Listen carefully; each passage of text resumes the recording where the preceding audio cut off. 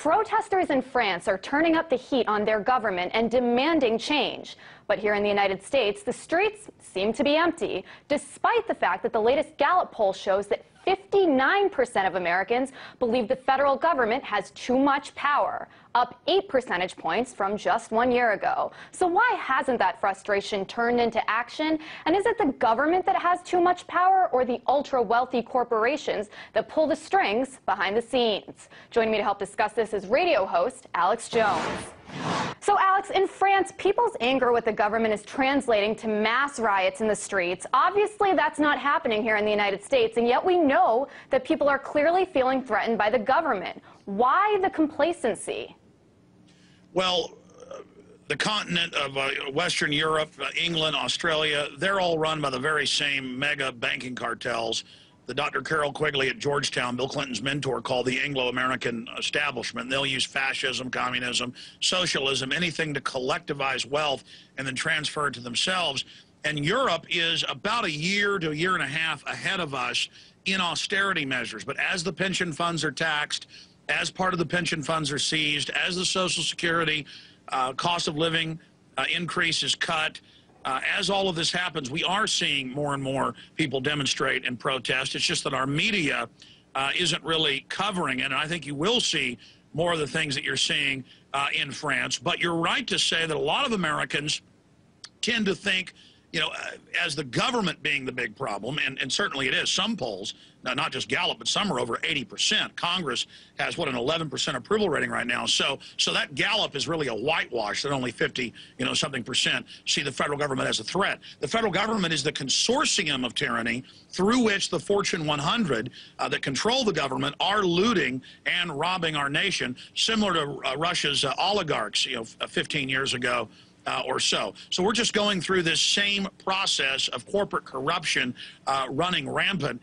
And I think you will see more and more Americans hitting the streets. And lastly on this point, we've had record gun sales, and when Americans are asked, why are you buying guns, they're buying it for civil unrest and to fight back against government tyranny. And so Americans historically it takes a long time to rouse us, the sleeping giant.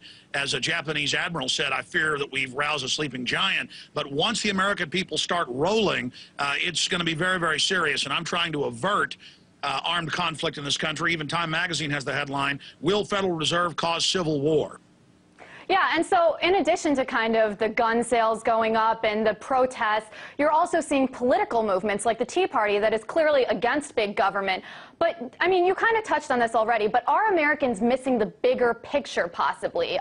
What about the corporations who spend billions of dollars lobbying here in Washington? Is the anger of Americans perhaps misdirected? Americans are blaming the government without looking at who's pulling the strings behind the scenes. Well, I mean, I think you're right to a certain extent, but it's not that they're directing their anger at the wrong place. They're only directing it at half of the equation. It is the mega banks, the mega corporations who on record have lobbied for big government, for all of this corporate welfare, the $2 trillion defense budget, over $1 trillion on budget, almost $1 trillion or more off budget.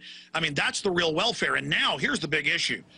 Europe is approaching the point of 2/3 of their taxes going towards debt service. The United States next year will cross that Rubicon, just like a third world nation like Argentina or Nigeria, where the services are cut, but your taxes go up because everything's going to these banks that have created the $1,500 trillion of literal fiat, fraudulent, counterfeit money. And so what's happening is I've seen polls where over 80% of Americans identify the Federal Reserve as the main problem. So I think people are really starting to get it. They're angry at the government, but they're also more and more getting angry at the true progenitors, the true source, the headwaters of this corruption we're facing. And the system over a decade ago, when they got rid of Glass-Steagall to be able to sell these counterfeit derivatives, they began to militarize police, to build up Homeland Security type systems before they even publicly announced it.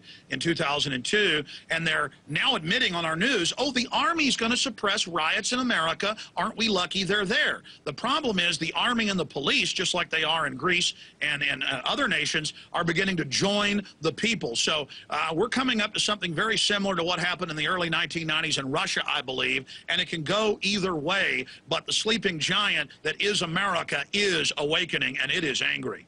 Okay, so maybe slowly more and more Americans are starting to direct their anger to both halves of the equation, as I guess you would say, the government and the lobbyists and the corporations behind the government.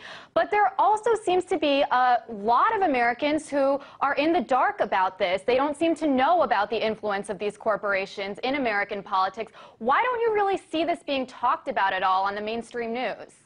Well, I mean, it's the mainstream, Fox, CNN, all of them. One plays the false left, one to the false right, but it's within a controlled reservation of ideas.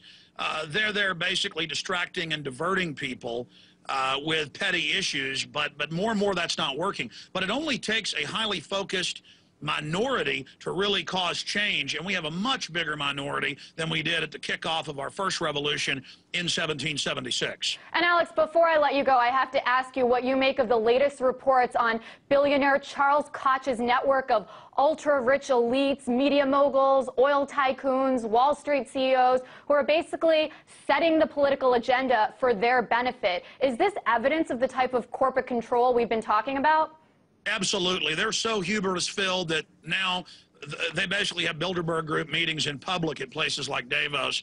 They're now just out in the open with their agenda, telling us that we've got to, cut our living standards so we can pay all of our, money and energy into their coffers. I mean, these people are like Marie Antoinette when they were about to storm the Bastille, and they said, Your Majesty, they're starving, they're begging for bread. And she said, bread, or at least it's attributed to her, bread, let them eat cake. So you've got these ivory tower white shoe boys who think that they're God and invincible. They're not.